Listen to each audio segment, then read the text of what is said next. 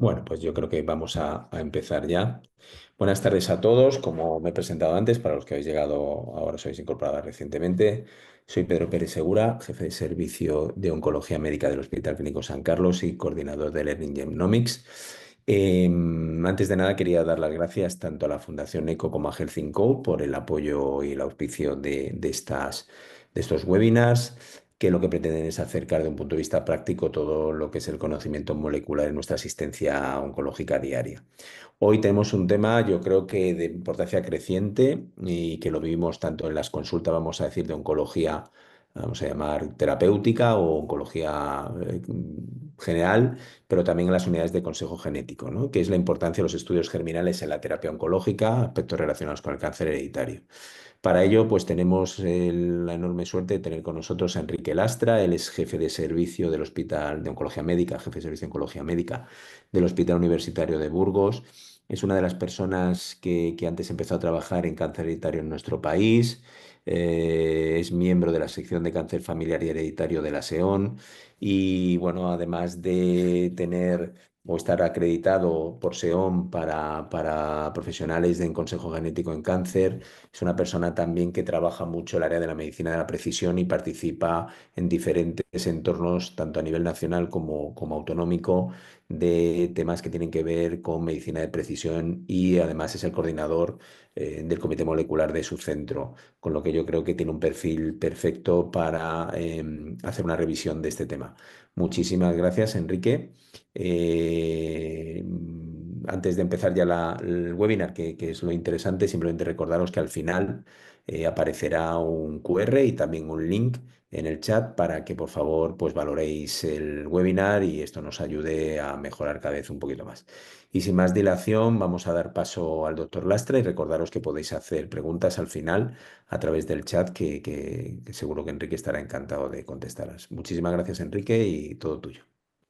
Eh, Muchas gracias, Pedro, por tus amables palabras y gracias también a la Fundación ECO y a Getting Code por mantener estos webinars de Ningenomics que son realmente muy prácticos y muy interesantes.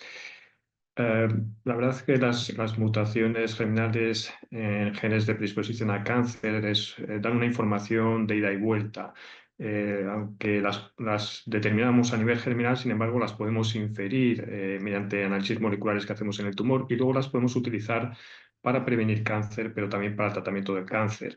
Hoy nos vamos a centrar en la accionabilidad terapéutica que tienen estas mutaciones germinales y vamos a ver cómo muchas mutaciones, sobre todo en genes supresores a nivel germinal, han alcanzado utilidad clínica y nos han modificado nuestra forma de tratar el cáncer locorregional y el cáncer avanzado. También haremos una breve mención de este cambio en la práctica gracias a mutaciones germinales en protooncogenes. Los estudios germinales realmente no necesitan una validación de utilidad clínica de las técnicas de estudio. Se supone que las mutaciones germinales en sujetos portadores están presentes en el 50% de los alelos y, digamos, son fácilmente identificables mediante las técnicas habituales de secuenciación que tengan una extensión y una profundidad de estudio habituales. Con lo cual, lo que se valida como utilidad clínica es la mutación germinal en sí. ¿Y cómo se valida? Pues mediante, en el caso de tratamientos médicos, mediante ensayos clínicos con terapias dirigidas a las alteraciones moleculares que provocan estas mutaciones germinales en el tumor. Y la escala ESCAT confiere el nivel máximo de accionabilidad terapéutica a nivel 1 cuando esta eficacia de los tratamientos dirigidos ha demostrado beneficio clínico, sobre todo en términos de supervivencia, gracias a estudios prospectivos. Quedaros con esta diapositiva porque de alguna manera resume lo que es la charla, la importancia de las mutaciones germinales para el tratamiento del cáncer.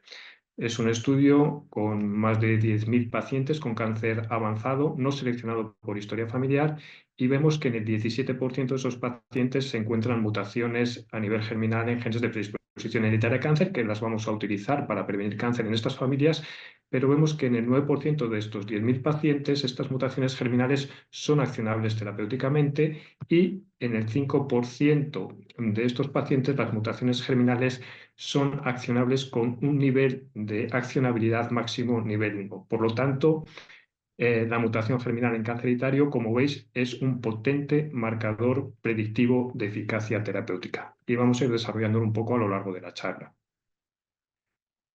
Sí que es verdad que las mutaciones germinales a nivel de genes supresores no solo hay que estar seguro de que son funcionalmente patogénicas, sino que hay que estar seguros de que están implicadas en la carcinogénesis de ese tumor y que a nivel del tumor hay una inactivación bialélica para que se pierda el freno del desarrollo del cáncer.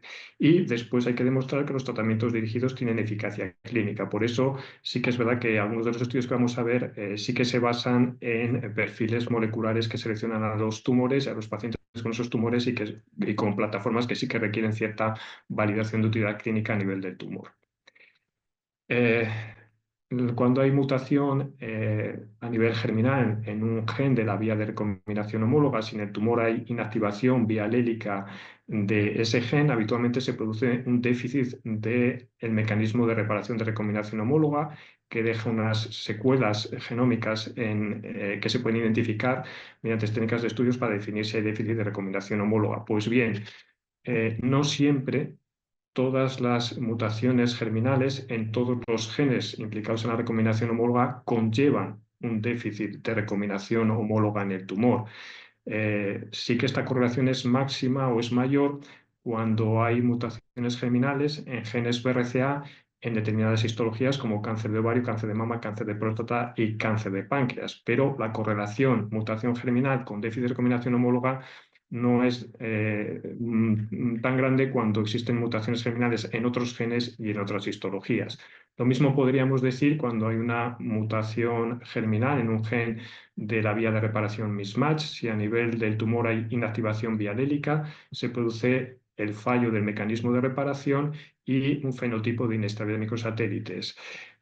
Pues bien, tampoco siempre hay una correlación de 100% de que una mutación en un gen de la vía mismatch conlleva siempre un fenotipo de inestabilidad de microsatélites, sino que hay mutaciones patogénicas que no conllevan este fenotipo. Y esto es importante para saber un poco a veces lo que pasa en nuestros pacientes. Puede haber mutaciones germinales, pero realmente son mutaciones que quizás no son tan importantes en el tumor del paciente, según qué tumor sea y qué mutación sea.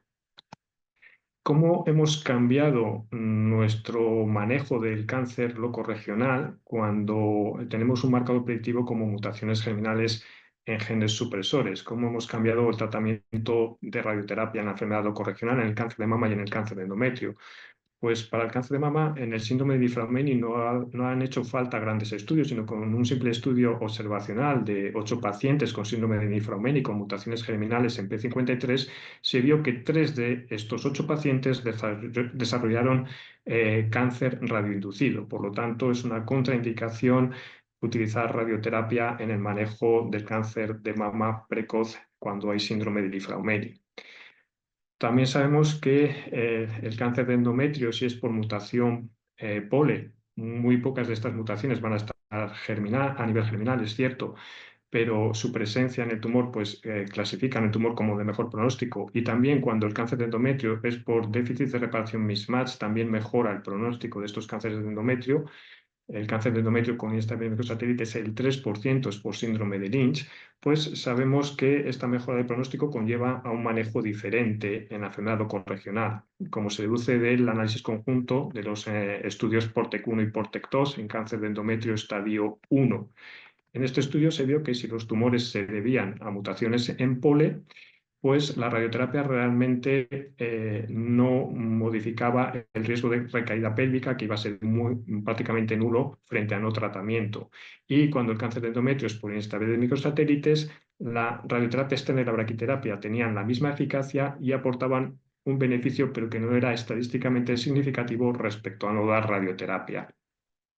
Por tanto, en el cáncer de endometrio estadio 1 y 2 por mutación en POLE se puede obviar el tratamiento complementario con radioterapia, y si es un estadio 1A, grado 1-2, sin invasión linfovascular, pero con déficit de reparación mismatch, también se puede obviar la radioterapia, y en el resto de estadios 1, si no hay invasión linfovascular, pero hay inestabilidad microsatelites, se puede optar en vez de por radioterapia externa, por plaquiterapia. Por lo tanto, vemos cómo se modifica el tratamiento locorregional.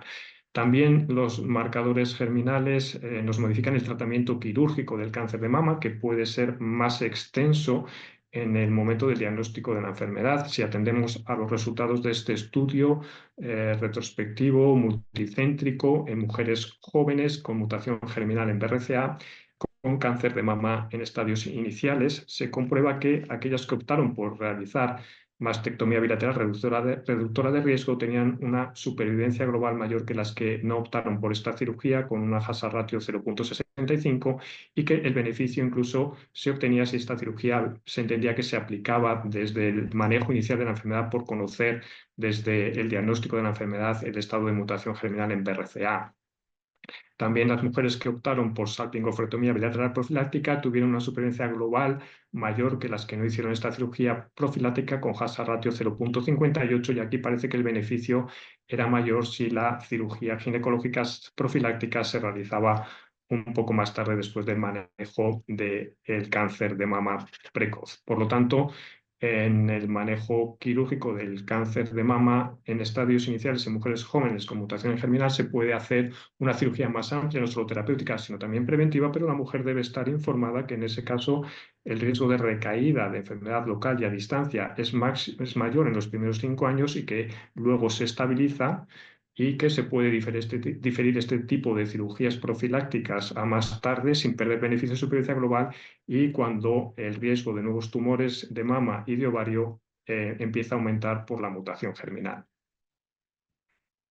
¿Cómo hemos modificado el tratamiento sistémico de la enfermedad locorregional cuando hay mutación germinal en genes supresores? Pues lo hemos modificado en el tratamiento adyuvante en el cáncer de mama de alto riesgo, triple negativo o luminal ER2 negativo, después de tratamiento convencional adyuvante.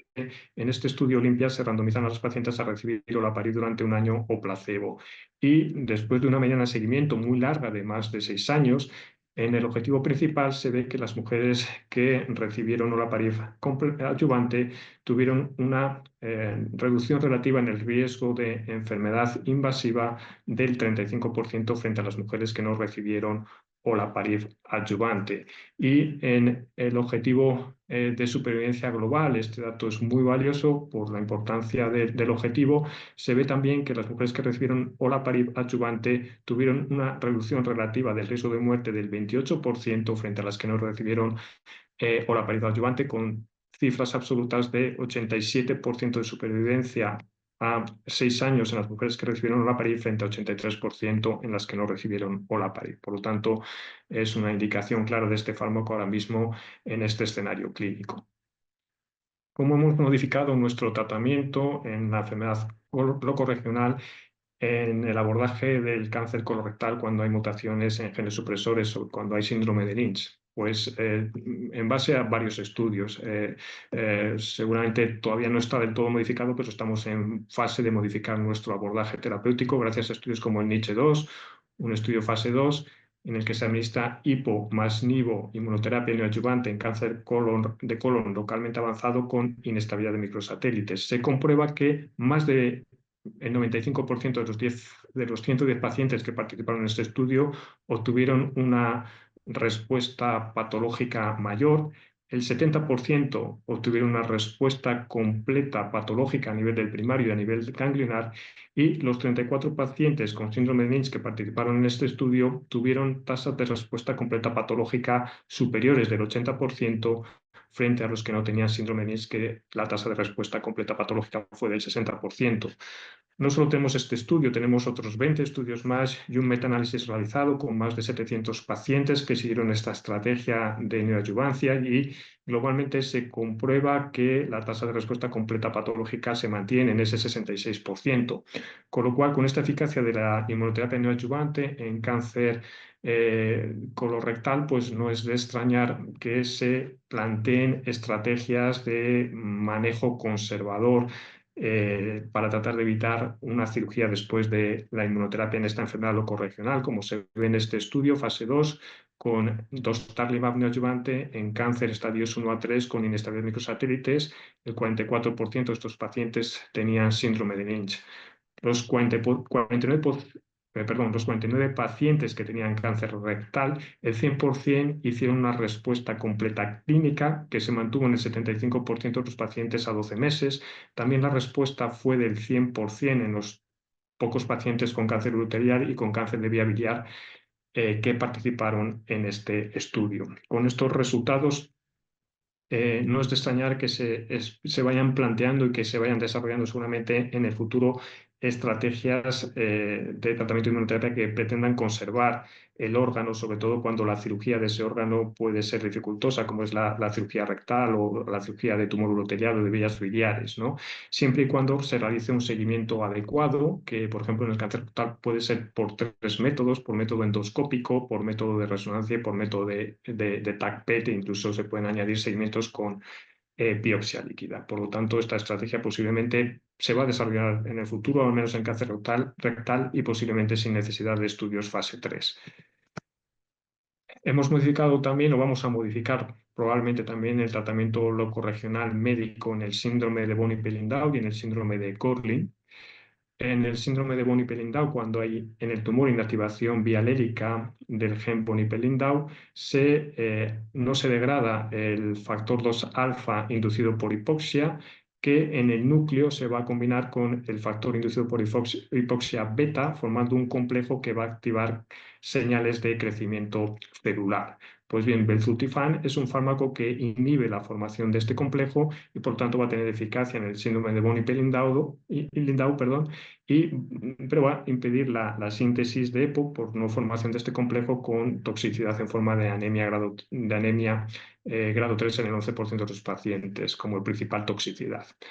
En tumores del síndrome de Boni-Pellindau no metastásicos, como son el carcinoma renal, el hemangioblastoma cerebral o los tumores neuroendocrinos, con este fármaco se obtienen tasas de respuesta del 67%, 48% y 91% respectivamente, lo cual, teniendo en cuenta la dificultad de cirugías de estos tumores, posiblemente va a llevar al desarrollo de estrategias conservadoras de órgano en la enfermedad locorregional asociada al síndrome de Boni-Pellindau. En el síndrome de Coughlin, cuando hay mutación germinal en PTCH1, si a nivel del tumor hay inactivación bialélica, no se forma la proteína, no se inhibe SMUDEN y se activan las señales de proliferación celular, que solo van a poder ser inhibidas inhibiendo SMUDEN con un fármaco como Vismodegib, que en el síndrome de Coughlin, en estudios pequeños, pero ya demostrado que este fármaco reduce el número de carcinomas vasocelulares, reduce el tamaño de estas neoplasias y evita muchas cirugías. ¿Cómo hemos modificado el manejo de la enfermedad avanzada? Gracias a la utilidad clínica demostrada por mutaciones germinales en genes supresores. Lo vamos a ver en diferentes tumores. En el cáncer de mama avanzado tenemos el estudio Olympiad, es un estudio fase 3 exclusivamente en mujeres con mutación germinal en BRCA, con cáncer de mama metastásico ER2 negativo, con menos de 2 líneas previas de quimioterapia, en el que se compara olaparib frente a elección de tratamiento por el investigador. Se ve un beneficio en supervivencia libre de progresión para olaparib con hazard ratio de 0,58. Pero en un análisis exploratorio se ve que si las mujeres no recibieron quimioterapia previamente, hay un beneficio en supervivencia global, con reducción relativa del riesgo de muerte del 55% y beneficio en términos absolutos de medianas de 22 meses de supervivencia global con olaparib frente a 14 meses con la elección de tratamiento del investigador. Por tanto, aunque este fármaco tiene denegación de financiación en nuestro país para esta indicación, sin embargo, yo creo que en este escenario se deben buscar opciones de ensayos clínicos para ofrecer inhibidores de PARP a estas pacientes gracias a estos resultados. En mujeres que tienen cáncer de mama debido a síndrome de Cowden, se supone que hay mutación germinal en PTEN y que hay inactivación bialélica a nivel del tumor, con lo cual no se inhibe PIP, se activa AKT y se activan las señales de proliferación celular, y la forma de inhibirlas sería con inhibidores AKT. Esto se ha demostrado en el estudio Capitelo, en el cual es un objetivo primario ver la supervivencia libre de progresión de capivasertib fulvestrant frente a placebo fulvestrant en mujeres con cáncer de mama avanzado, HER2 negativo en progresión inhibidor de aromatasa, con o sin inhibidor de ciclinas, que, digamos, mostró en las pacientes que tenían alterada la vía AKT un beneficio en supervivencia global cuando se añadía el inhibidor AKT con una hazard ratio de 0,50. En cómo hemos modificado el tratamiento sistémico del cáncer ginecológico en enfermedad avanzada cuando hay presencia de mutaciones germinales. Pues en el caso del cáncer de ovario, en primera línea de tratamiento en respuesta a tratamiento con platino, hay muchos estudios que analizan la eficacia de tratamientos de mantenimiento con inhibidores PARP. Únicamente el estudio solo uno incluye población exclusivamente con mujeres con mutación germinal en BRCA. Todos estos estudios son positivos en cuanto a su objetivo primario de demostrar beneficio en supervivencia libre de progresión con el inhibidor PARP de mantenimiento, pero son estudios ya de muchos años que tienen ya datos más maduros y conviene mirar a los resultados de un objetivo importante como es el de supervivencia global. Y en ese caso vemos que el tratamiento de mantenimiento con niraparib parece que no aporta beneficio en supervivencia global ni en población BRCA mutada ni en población con déficit de recombinación homóloga, mientras que el estudio solo uno en población exclusivamente con mutación germinal, vemos que sí que hay un beneficio en supervivencia global para olaparib frente a placebo de mantenimiento con hazard ratio 0,55 y con supervivencias a 5 años del 73% en las mujeres que recibieron olaparib frente a 63% en las mujeres que no recibieron este fármaco. Sin embargo, frente a estos datos clínicos tan relevantes, el objetivo no alcanzó la significación estadística que se le exigía. En el estudio Paola, de combinación olaparib-bevacizumab de mantenimiento frente a placebo-bevacizumab de mantenimiento, era un objetivo exploratorio ver la supervivencia global en la población con mutación BRCA a nivel del tumor, que era el 30% de la población. Se supone que el 75% de este 30% tendría la mutación a nivel germinal, y también se ve un beneficio en supervivencia global para la combinación con reducción relativa de muerte del 40% y con cifras absolutas a 5 años también similares de supervivencia en la brazo experimental del 73% de mujeres vivas frente al brazo experimental con 53% de mujeres vivas.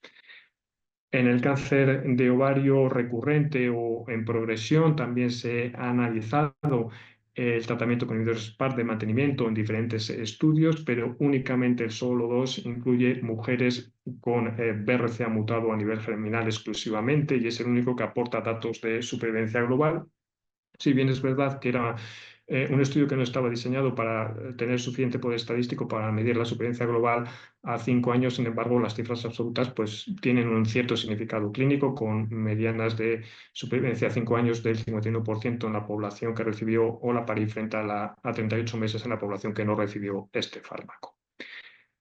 En el otro cáncer ginecológico importante, el cáncer de endometrio con inestabilidad de microsatélites, recordamos que el 3% de estas mujeres van a tener síndrome de Lynch.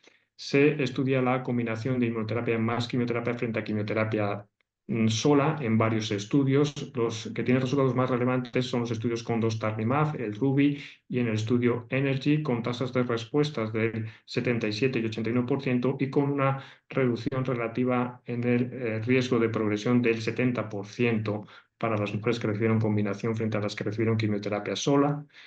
En estos estudios se ve que la eficacia en supervivencia libre de progresión es mayor en la población con inestabilidad de microsatélites frente a la población que tiene el mecanismo de reparación mismatch proficiente.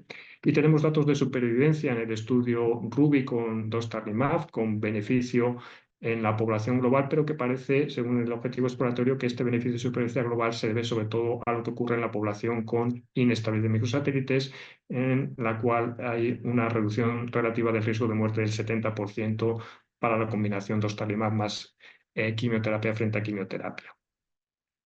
El cáncer de próstata, ¿cómo hemos modificado el tratamiento en base a estos marcadores germinales? Pues en el cáncer de próstata metastásico resistente a castración hay 3 estudios principales que analizan la combinación de un inhibidor PARP con un ARPI, un inhibidor de receptor de andrógeno de última generación, frente a placebo más ARPI, en población sobre todo que no había recibido previamente ARPI. El estudio Magnitude es el único que en su objetivo primario tiene previsto analizar la supervivencia libre de progresión radiológica en población con mutaciones a nivel del tumor en los genes de recombinación homóloga, y se ve ausencia de beneficio en los tumores de próstata que no tienen mutaciones en estos genes, y que el beneficio es máximo en supervivencia libre de progresión en los tumores que tienen mutación en BRCA. Tenemos datos ya de supervivencia del estudio TALAPRO, que compara talazoparib más enzalutamida frente a placebo enzalutamida, y se ve un beneficio en supervivencia global para la combinación talazo-enza con hazard ratio de 0,79, y según objetivos exploratorios el beneficio es mayor en la población que tiene mutación en los genes de la recombinación homóloga, sobre todo en la población que tiene mutación en el tumor en genes BRCA con hazard ratio de 0,49. Hay que tener en cuenta que el cáncer de próstata metastásico, el 23% de estos tumores van a tener mutaciones en los genes de recombinación homóloga, y el 8% de los tumores metastásicos van a tener mutaciones a nivel germinal, con lo cual en esta población ya mutada a nivel del tumor, la probabilidad de que la mutación esté a nivel germinal es muchísimo más alta, del 8%. Pero hoy en día muchos de los cánceres de próstata metastásicos resistentes a castración van a venir de tratamientos previos con ARPIs. Entonces hay varios estudios que nos indican cómo funcionan los inhibidores PARP en esta población, como el Triton 3. En tumores de próstata metastásicos con mutación en BRCA o en ATM se compara rucaparib frente a Taxotere o frente a un nuevo ARPI, y se ve un beneficio en supervivencia libre de progresión para rucaparib frente a la población control, que depende sobre todo del grupo de tumores que tenían mutación en BRCA a nivel del tumor. En el en el grupo que se comparaba rucaparib con docetaxel, la hazard ratio es de 0,53, y en el grupo que se comparaba rucaparib con un nuevo ARPI, el beneficio tenía una hazard ratio de 0,38. El estudio ProFound es similar en población mutada en genes de recombinación homóloga, compara olaparib frente a un nuevo ARPI a elección del investigador, y no solo hay beneficio en supervivencia libre de progresión, sino también en supervivencia global, no solo en toda la población, sino sobre todo en la población con BRCA mutado a nivel del tumor, con reducción relativa del riesgo de muerte del 40% y medianas de 20 meses para olaparib frente a 14 meses para el nuevo ARPI. En el cáncer de páncreas también las mutaciones germinales, genes supresores, nos modifican el tratamiento. Sabemos que más del 11% de los tumores de páncreas avanzados van a tener mutaciones germinales, genes de predisposición a cáncer, sobre todo en genes de la vía de combinación homóloga, y la presencia de estas mutaciones, bien a nivel germinal o a nivel somático, se demuestra que en diferentes estudios hay una eficacia terapéutica para los esquemas de quimioterapia basados en platino. Tenemos el estudio POLUM fase 3 en población exclusivamente con mutación en genes BRCA con cáncer de páncreas avanzado metastásico sin progresión a primera línea con platino, donde olaparib frente a mantenimiento de placebo pues presenta una ventaja en supervivencia libre de progresión con hazard ratio muy llamativa de 0,53. Aunque no hay beneficio en supervivencia global en un tumor tan pobre de tratamientos, y aunque no tenemos financiación para este fármaco en nuestro país, pues merece la pena buscar ensayos clínicos con inhibidores PARP de mantenimiento en este escenario. ¿Cómo hemos modificado el tratamiento del cáncer colorectal cuando hay mutaciones en genes supresores, sobre todo cuando hay síndrome de Lynch? Pues lo hemos modificado gracias al estudio CheckMate 8HW. Es un estudio fase 3 que compara ipi-nivo frente a quimioterapia o ipi-nivo frente a nivolumab en cáncer colorectal con inestabilidad de microsatélites. El 12% de esta población tenía síndrome de Lynch.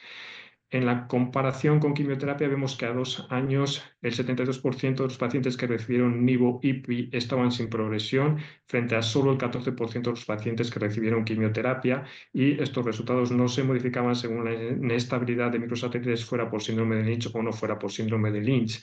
Y en la combinación de nivo-IPI frente a nivo también hay un beneficio para la combinación en términos de supervivencia libre de progresión con hazard ratio 0,62. El tratamiento sistémico pan-tumor también lo hemos modificado. También pembrolizumab está aprobado de forma agnóstico para cualquier tumor con inestabilidad de microsatélites.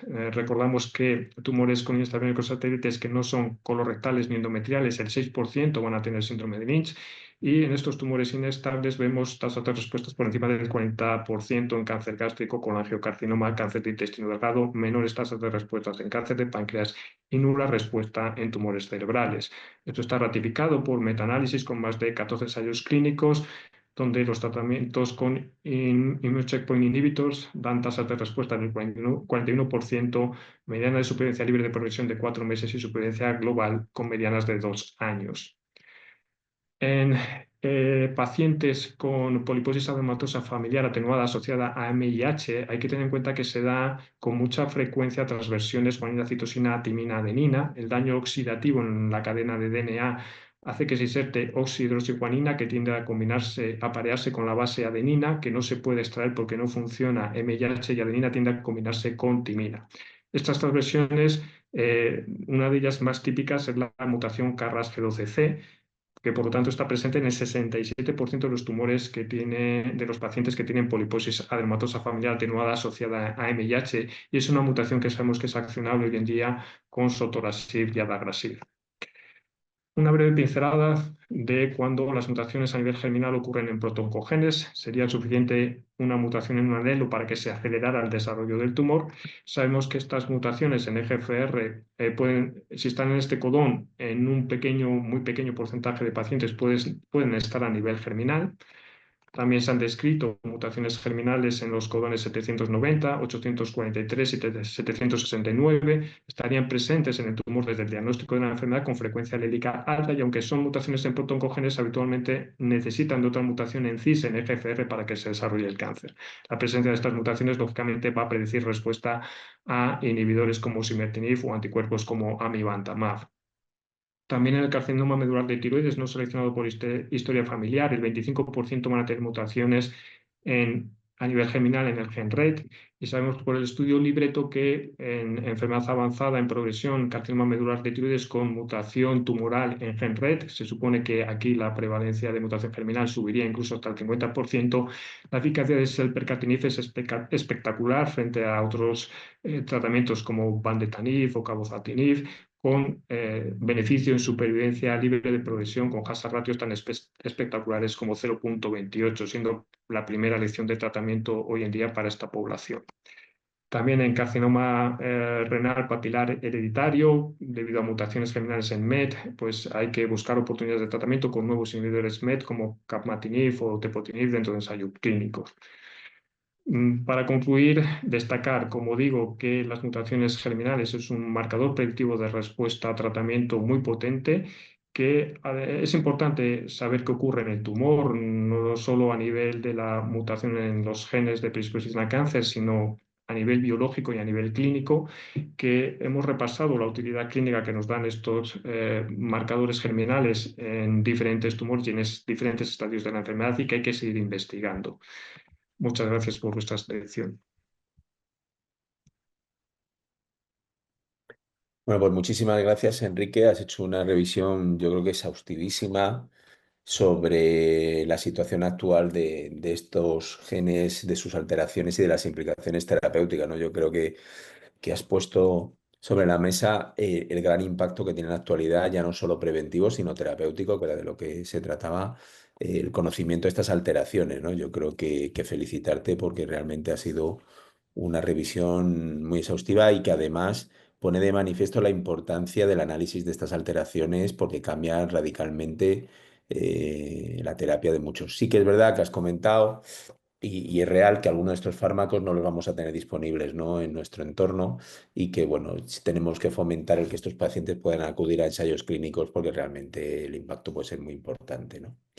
Mientras se van animando los asistentes, yo tendría algunas cuestiones. A ver, una de las cosas que quizá está generando más, no voy a decir problemas, pero sí cambios en la gestión es, claro, al incrementar de manera importante los estudios somáticos y la aparición de alteraciones genéticas, eh, esto está generando la duda o el planteamiento de qué hacemos con los pacientes que tienen alteraciones somáticas, cuándo los debemos mandar a unidades de consejo genético para hacer alguna valoración un poquito más profunda. ¿Tú podrías definir de una manera sencilla para todos los oncólogos o los profesionales que se dediquen a ver pacientes oncológicos qué alteraciones somáticas deberían referirse a unidades de consejo genético? Si pudiésemos definirlo de una manera sencilla, sin entrar en mucho detalle para que todos los compañeros tengan claro que ese perfil de paciente o ese perfil de alteración tiene que tener una valoración por una unidad de consejo genético. Sí, efectivamente, como bien dices, la secuenciación a nivel de tumor cada vez hay más acceso a ella, afortunadamente, y la valoración de la misma es importante en cuanto a la pregunta que haces, ¿cuándo remitir a ese paciente a una unidad de control genético? Eh, el grupo de trabajo de medicina de precisión de ESMO sí que establece unas orientaciones de cuándo hacerlo y sobre todo su criterio es remitir cuando hay una alta probabilidad de que esa mutación esté a nivel germinal, ¿no? Y ha hecho un estudio muy exhaustivo para definir cuándo esa probabilidad es alta y más o menos establece primero que hay que remitir a una unidad de costo crítico cuando habitualmente la frecuencia alélica de esa mutación en un gen implicado en cáncer hereditario pues sea superior al 20-30%, entonces se supone que pueda estar a nivel germinal y hay que remitirlo siempre a una unidad de costo genético cuando la accionabilidad preventiva de ese gen es muy alta. Por ejemplo, en genes BRCA o prácticamente todos los genes implicados en la vía de recombinación homóloga, en genes de la vía de reparación mismatch, MLH1, MSH2, MSH6, PMS2 y en otros genes donde la accionabilidad es alta. Solo habría que remitirlos a unidad de curso genético en otros genes con criterios más restrictivos cuando son genes que están muy implicados en carcinogénesis esporádica, como son P53 o APC. En estas situaciones, esta guía establece que solo hay que sospechar que puedan estar a nivel germinal cuando el diagnóstico del cáncer ha sido a edad temprana, por debajo de los 30 años, y sobre todo cuando aparecen esas mutaciones en genes relacionados con perdón, en tumores relacionados con el síndrome que sospechas que puede existir. Vale. En relación con esto hay una pregunta, pero por continuarla, porque tenía aquí esto y ahora pasamos a una pregunta de los asistentes. Claro, ¿qué diferentes circuitos o cómo se está organizando el proceso asistencial? Es decir, mm, ¿cómo se está? Porque claro, antes en las consultas de consejo genético veíamos gente que iba con una intención puramente preventiva, tenía sus tiempos, no había una urgencia. Pero claro, ahora la aparición de determinados tipos de tumores en los cuales nuestros compañeros que llevan determinadas patologías les gustaría saber cuánto antes qué alteración tiene. Desde el punto de vista asistencial, ¿conoces qué circuitos se están testando para facilitar que estos pacientes no entren en el circuito, vamos a decir, general de pacientes de consejo genético preventivo, sino que se les pueda atender con más rapidez o tal? ¿Sabes qué propuestas hay en cuanto a cómo organizar la asistencia, que es algo que nos preguntan con frecuencia compañeros de otras unidades? Sí, yo conozco tres estrategias. Una sería la que puede ser denominada el fast track. Digamos que estos pacientes, digamos, sean remitidos rápidamente a una unidad de consogenético para que se haga un proceso consogenético y un estudio germinal cuando la presencia de una mutación germinal puede tener implicaciones terapéuticas para el tratamiento de su enfermedad. Entonces, bueno, sí que hay unidades de control genético que se han organizado de esta manera. Por ejemplo, en mi caso concreto, yo no puedo porque no tengo recursos para hacer un fast track, ¿no? No tengo tanta gente trabajando como para dar preferencia. Luego yo tengo digamos, cuestión, no sé si llamarla ética. Quiero decir que que sí que vemos que, por ejemplo, pacientes con cáncer de mama de alto riesgo que van a tener un beneficio en supervivencia global con tratamiento adyuvante con olaparib, lógicamente tienen que conocer ese resultado, pero digamos, hasta qué punto agilizar la cita de estas pacientes frente a otras que puedan estar sanas, que pertenecen a familias con mutación conocida y en las cuales el impacto en supervivencia global de una oforectomía profiláctica, por ejemplo, va a ser mayor que el que aporta olaparib adyuvante en cáncer de mama, ¿no? Entonces yo tengo unos ciertos interrogantes que no consigo resolver en este sentido. Pero bueno, yo creo que si se consigue articular para atender a todos los casos en tiempo debido, creo que es una buena opción el fast track. Otra opción sería el streaming, que digamos es más frecuente en la medicina anglosajona y que aquí algunos centros lo han utilizado con buenos resultados publicados. Que consistiría en que el estudio germinal lo realiza directamente el oncólogo que ve a la paciente en consulta, indica realmente el estudio germinal o lo solicita sin necesidad de que ese paciente pase por una unidad de curso genético y haciendo un pequeño proceso de asesoramiento genético previo al estudio, ¿no? Es una opción también válida. Yo creo que exige que ese médico que hace esta vía de streaming tenga una pequeña formación y, ¿por qué no?, incluso una pequeña acreditación en consejo genético y en biología molecular y en genética, porque es muy importante saber dar un poco de información previa al estudio genético y es importante saber interpretar los resultados de los estudios genéticos, ¿no? Bueno, pues todos hemos visto errores a veces un poco de bulto y esto no se debe permitir, ¿no? Entonces, yo creo que con esa pequeña formación, que además conciliaría un poquito con la situación legal de este país, sería una opción también válida. Y luego la última opción es, digamos, la que nosotros nos hemos visto obligados a hacer, por ejemplo, en nuestro hospital, que es hacer una especie de cribado en el tumor, una secuenciación en el tumor con paneles que incluyan genes implicados en cáncer hereditario, a modo de lo que se hace en el síndrome de Lynch, en el cual haces un cribado molecular, mides si hay inestabilidad satélites o no, y si hay, pues lo envías a la unidad de consejo genético. Nosotros adoptar esta decisión es simplemente porque, aunque nosotros pudiéramos hacer el fast track o el streaming, tendríamos otro cuello de botella en el laboratorio que también es difícil de resolver. Entonces, nos resulta más rápido tener resultados cuando hacemos la secuenciación en el tumor, curiosamente, que cuando lo hacemos a nivel germinal. Entonces, por un lado, tenemos los resultados más rápidos. Segundo, tenemos una información mucho más amplia en la cual vamos a mirar no solo genes que pueden estar implicados a nivel de canceritario, sino que en plataformas muy complejas vamos a tener muchas información de muchas posibles dianas terapéuticas. Y tercero, esto sí que exige trabajar en un comité molecular de tumores para lo que tú has comentado antes, saber interpretar las mutaciones a nivel del tumor y saber cuándo hay que referir a ese paciente a la unidad de consejo genético. Y ese cuando hay que referirlo a la unidad de consejo genético, sí que le damos una vía rápida, van a ser menos pacientes que en las vías rápidas de fast track, y sí que es verdad que ahí no tenemos cuello de botella en el laboratorio porque nos hacen un Sanger muy rápido, ¿no? Y los resultados sí que los tenemos en tiempo. Entonces, una estrategia que sí que nos está resultando, por ejemplo, en cáncer de mama para recibir olaparib adyuvante, que van a ser muy pocas las pacientes que van a cumplir los criterios, probablemente menos del 1% de las pacientes, pues este año pasado hemos detectado 4 mutaciones a nivel general con esta estrategia, con lo cual estamos satisfechos con la misma. Muy interesante porque este es un tema que realmente tenemos encima de la mesa, ¿no? Sí, aparecen los avances, pero luego cómo le damos salida, cobertura asistencial correcta, ¿no? Y tú has hecho ahí un planteamiento que merece una reflexión, ¿no? Es decir, priorizamos a las pacientes cuando tenemos gente que puede estar en riesgo de desarrollar un tumor, que les podemos evitar un cáncer, ¿no? O sea, que realmente es un tema a debatir y que me parece súper interesante que lo plantees.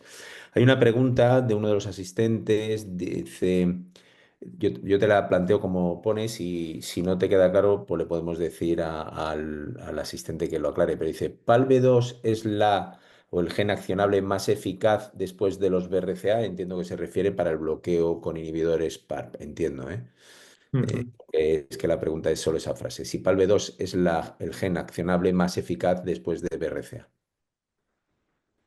Probablemente sí, pero a nivel, digamos, de validación de utilidad clínica, pues no ha alcanzado el mismo nivel que las mutaciones en los genes BRCA, ¿no? Probablemente hacen falta más estudios que lo validen, pero sí que la impresión es que sí que pueda ser el siguiente gen más accionable de la vía de recombinación homóloga. Pero lo que sí que tenemos claro es que otros genes de la vía de recombinación homóloga, por ejemplo ATM, como he mencionado a lo largo de la charla, pues parece que no tienen tanto poder predictivo terapéutico para inhibidores PARP en cáncer de próstata, por ejemplo. Habría que analizar qué es lo que está pasando en el tumor. Puede ser que haya mutación a nivel germinal o en el tumor en ATM, pero que de alguna manera funcione la vía de recombinación homóloga y los inhibidores PARP no sean tan eficaces. No lo sé, habría que estudiarlo, pero sí que es verdad que los más accionables hoy en día son BRCA y probablemente los siguientes sean PALB2, aunque habrá que demostrarlo. Aunque estamos en tiempo, yo no me evito hacerte una pregunta porque creo que es un tema enormemente interesante, por lo menos a mí me lo parece, que es el tema de los cánceres de pulmón. Cánceres de pulmón con mutaciones en EGFR, que a raíz del trabajo publicado en Journal Clinical Oncology hará un año, año y pico, sobre el tema de la susceptibilidad o la presencia de mutaciones germinales, ¿no? ¿Cuál es tu planteamiento ahora mismo? ¿Crees que todos los pacientes que tengan mutaciones EGFR de las que has comentado, somáticas, deberían ir a una valoración de estudio germinal? Si solo es aquellos que presentan un par de mutaciones, si solo aquellos que tienen carga familiar, ¿cómo ves tú este tema? Porque claro, cáncer de pulmón es un volumen importante, mutaciones en EGFR tampoco son extrañas. eh, y luego, bueno, pues tenemos el programa de cribado de cáncer de pulmón en otro grupo de pacientes, ¿no? Mayores de 65, fumadores, etcétera, o bronquíticos crónicos, que bueno, parece demostrar que sí que podemos tener un impacto en supervivencia, aunque se está validando en nuestro país ahora mismo, ¿no? Con el estudio Cassandra. Pero no sé, ¿cuál es tu punto de vista? Tu punto de vista como experto en el tema de cáncer hereditario, ¿hasta qué punto debemos empezar a analizar este tipo de pacientes o este tipo de familias en unidades de consejo genético o estudios germinales? Eh, bueno, sí que es verdad que las mutaciones que están descritas a nivel hereditario en EGFR son mutaciones menos prevalentes, ¿no? Con lo cual, habitualmente te las vas a encontrar si haces una secuenciación completa de EGFR, no solo haces las mutaciones, digamos, más prevalentes. Y aun haciendo una secuenciación completa, no te las vas a encontrar con mucha frecuencia, con lo cual ya solo con encontrártela te tiene que saltar una alarma, ¿vale?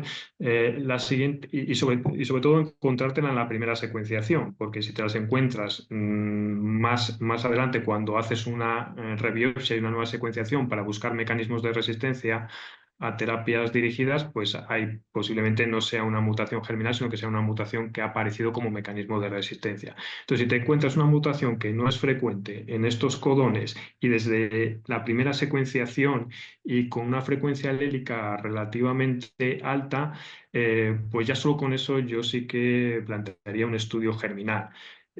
Como tú dices, quizás la utilidad clínica o la accionabilidad preventiva, vamos a decir, no es muy grande en este momento, pero sí que es verdad que podemos quizás valorar si pueden haber ensayos clínicos de vigilancia para este tipo de pacientes. Y luego, pues lo que yo siempre digo, posiblemente, bueno, un paciente de estos no va a tener, no se va a plantear descendencia, pero bueno, siempre la accionabilidad reproductiva siempre existe y el querer evitar transmitir estas mutaciones a la descendencia, pues siempre es importante en una familia. Entonces, si en un paciente la encuentras, puedes estudiar a otros pacientes de la familia, a otros, perdón, miembros de la familia que estén sanos y que aunque igual no puedas ofrecer mucho desde el punto de vista preventivo de cáncer de pulmón, sí que por lo menos igual esos miembros de la familia se plantean decisiones reproductivas.